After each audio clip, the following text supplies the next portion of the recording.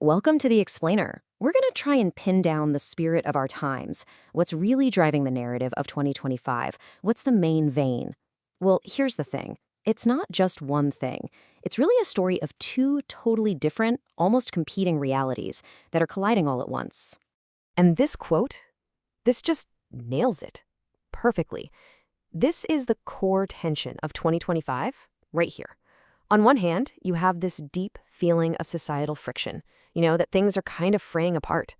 And on the other, you've got this incredible, almost magical technological progress that just keeps marching on, almost like it's completely unaware of all the chaos. All right, so let's really break this down. To get the spirit of 2025, you have to look at these two worlds existing side by side, because it's their collision, that friction between them, that truly defines this moment we're in. So over on the left, we've got what's being called a Cambrian explosion of AI. I mean, it's just this period of unbelievably rapid creation and evolution in tech. But then on the right, you have this deep, deep societal anxiety. It's a time of transition, and it's marked by these fears of a generational bear market and just major economic instability. And here's the kicker. These aren't two separate stories. They are absolutely two sides of the same coin. So let's start with the tech story because the speed of it is it's staggering. The growth curve for AI right now is unlike pretty much anything we've ever seen. It is a true hockey stick moment. Adoption is happening at a blistering pace. Now, what's really pouring gasoline on this fire? Well, it's all about cost. The price to generate a single AI token, it's plummeted by over 100,000 times in about a decade. And when something gets that cheap, that accessible, it just unleashes this massive tidal wave of creativity and new applications. And this, right here, shows you the result. This isn't just about us, playing around with this stuff. The people who actually build software are jumping on board at an incredible rate. I mean, just look at Google's Gemini platform. Its developer community has grown 5 times in just the last year. That's the foundation for a whole new world of software. And this is what all that excitement from developers creates.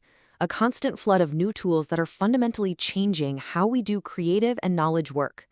You can now generate music with Suno, create absolutely stunning video with Sora, build entire presentations with Gamma, or do deep, deep research with Perplexity. These aren't niche anymore. These tools are becoming mainstream, and fast. But happening at the exact same time as all that incredible innovation is this other, much darker narrative. It feels like while technology is solving everything, society is developing some pretty serious cracks. So a really crucial idea here is this term vibesession. The official numbers, the economic data might say one thing, but the collective feeling, the vibe, is one of economic dread and real uncertainty. It's this pervasive sense that even if things look okay on paper, they just feel precarious. And this anxiety isn't just a vibe, right? It's being fueled by huge policy decisions that seem to create even more instability. You've got observers looking at escalating trade conflicts and basically describing them as self-inflicted wounds, which just adds to this feeling that the system is working against itself. And you can see the real-world stress fractures everywhere. There are these widespread fears of a long-term bear market, political turmoil that's been described as rule by the least suited, a housing market that is, for all intents and purposes, frozen, and the stark reality that a majority of people, 60%, feel like they're just barely making ends meet, all while the national debt just keeps ballooning. So, what do you do? What do you do when the big picture feels chaotic and totally out of your control? Well, the trend we're seeing is that people are turning inward. They're grabbing those amazing tools from that first reality, the AI explosion, to help them navigate the second one. And what that looks like is this massive boom in self-improvement. You could almost call it a kind of intellectual survivalism. People are just devouring content on how to get an edge, how to master soft skills, how to be better at their jobs, how to build better habits, or even just how to find some kind of framework for happiness in a really anxious world. And the really crucial shift here is that this isn't about the big, clunky, top-down enterprise software of the past. Nope. The new productivity stack is personal. It's all about individuals putting together their own toolkit of lightweight, powerful, AI-driven apps to manage their own lives and careers. Here is a perfect real-world example of that. To manage a massively complex trade show project, a single person was able to act as their own one-person army by using Miro as a visual sketchpad, Airtable as their database, Notion as kind of an external brain that they could ask questions, and even custom AIs as an instant fact book. This is the new solo operator, completely powered by AI. You know, this whole move toward individual empowerment with AI tools, it's not just a passing trend.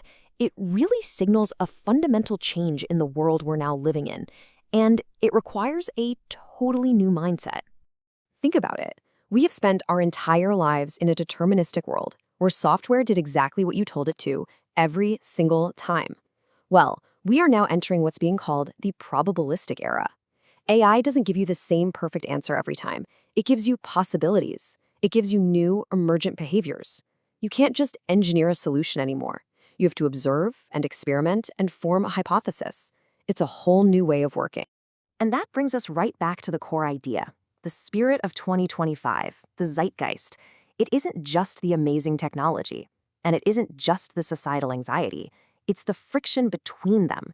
It's all about using the uncertain, probabilistic tools of this chaotic new era to find some stability in a world that feels like it's coming undone. So if there's one thing to take away from all this, it's that the means for creation, for organization, for navigating this incredibly complex world, they've been democratized. They are powerful, they are more accessible than ever, and they are in your hands right now. Which leaves all of us with the only question that really matters. How will you use them?